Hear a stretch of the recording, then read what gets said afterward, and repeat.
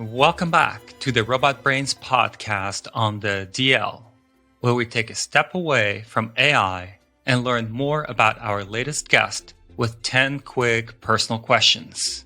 All right, let's dive in. If you could have a robot take over any part of your life, what would you have it do? I would probably have it drive for me.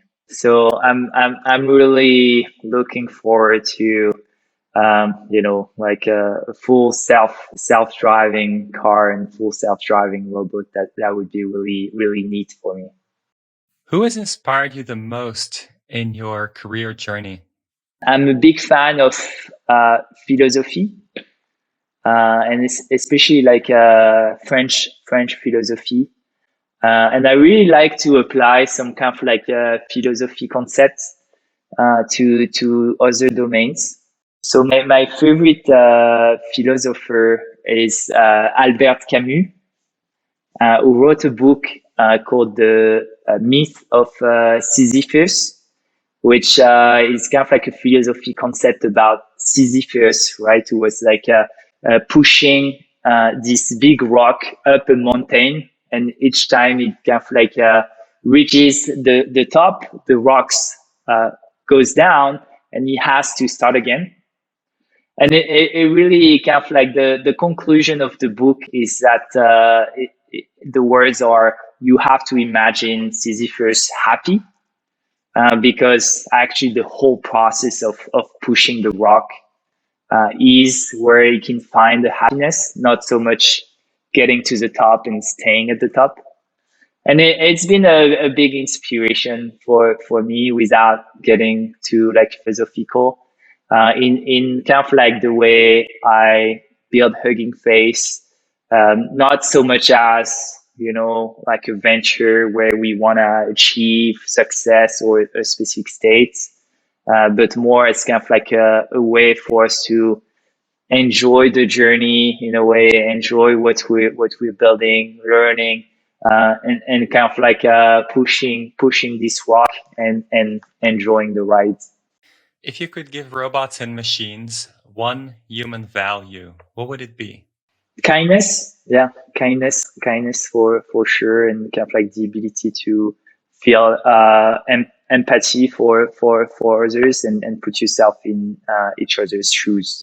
Outside of the world of tech, what excites you most about the current state of the world? Maybe excited is not the right word because there are a lot of challenges, but I'm really optimistic about our ability to find solutions and live kind of like more sober life to protect the environment, and kind of like survive in this kind of like limited planet that we have.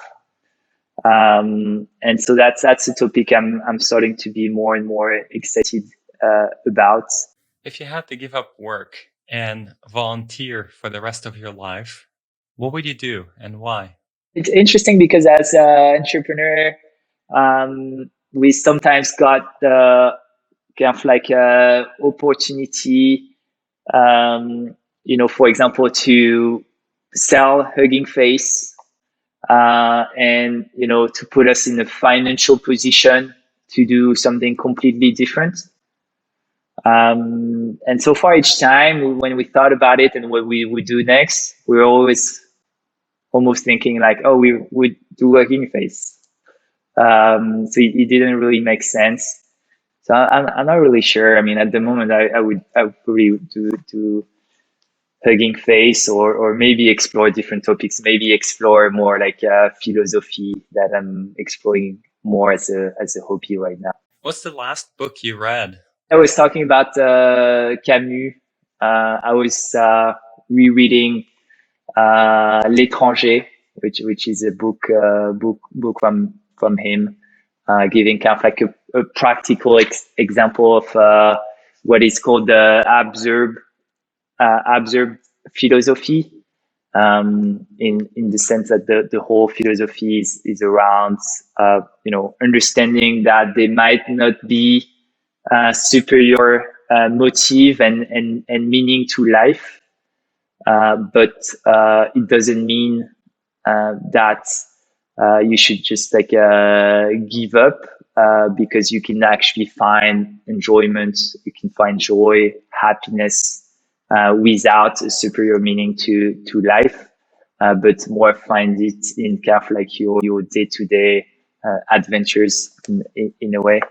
It's a very, very good book, yeah. And I was also on a more kind of like business topic. I was also reading the culture map. We have like team members all over the world. And sometimes in our very globalized world, we forget how important individual culture is in your work relationships, but also in your personal relationships.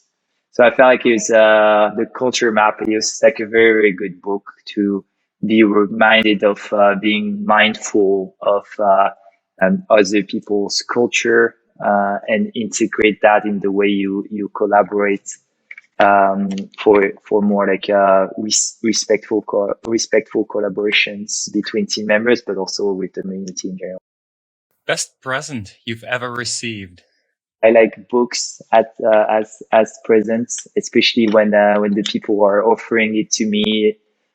When it's one of their favorite books, because it gives me not only like a new perspective, but a perspective on their life.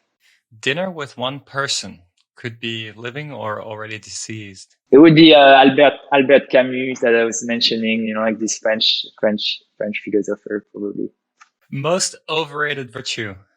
Smartness is sometimes in my mind like overrated, in the sense that you can be the smartest person in the room, but if you don't have kind of like the right values, the right way to apply that, I feel like it could be pretty useless and actually detrimental in some way. What's something that many people don't know about you?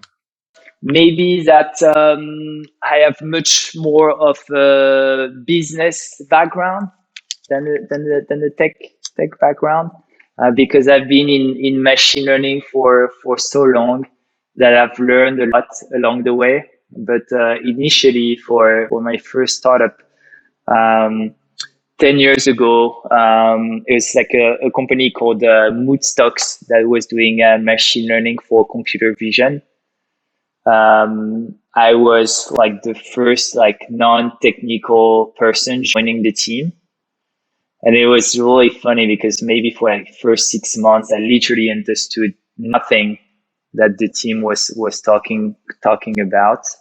It was like a very weird experience. And then progressively I started to pick up, but it was kind of like a fun transition for me, going more from a business background to kind of like learning the ropes in much more like a technical topic now.